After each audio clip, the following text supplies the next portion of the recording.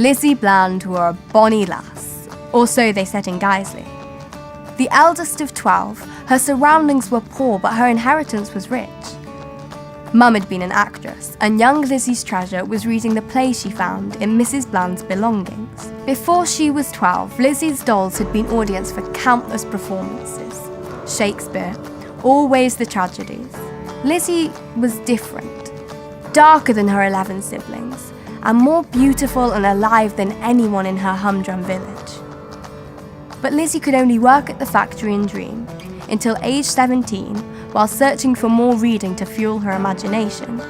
Lizzie came across a packet of her mother's letters. In them, she discovered the truth.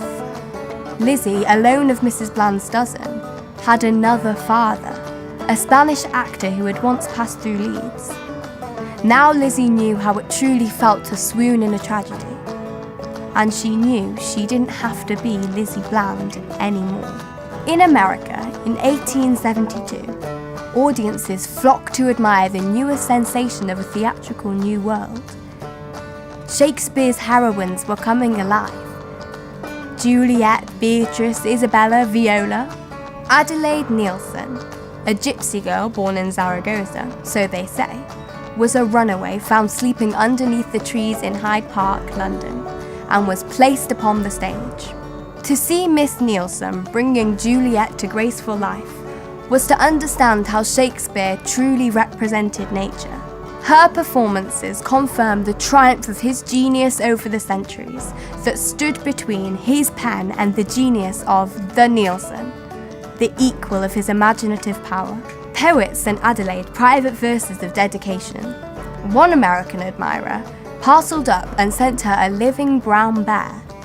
She calmed its confusion with strawberries and gentle speech.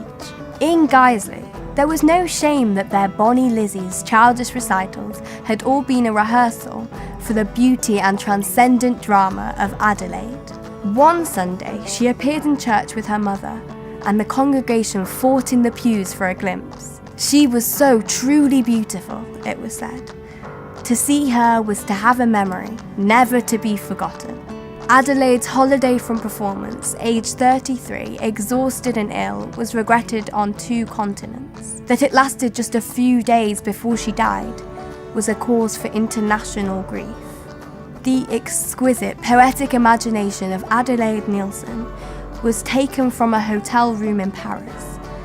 Taken, perhaps, by a bat that flew in from an open window and hovered above in her final hours. Thousands came to London to see her casket lowered into a grave filled with blossom, a bed of flowers where poetry's most gifted interpreter would rest forever.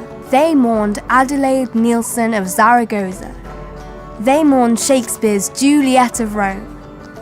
They mourned Guiseley's Lizzie Bland, who was remembered in Leeds by this plaque at the West Yorkshire Playhouse.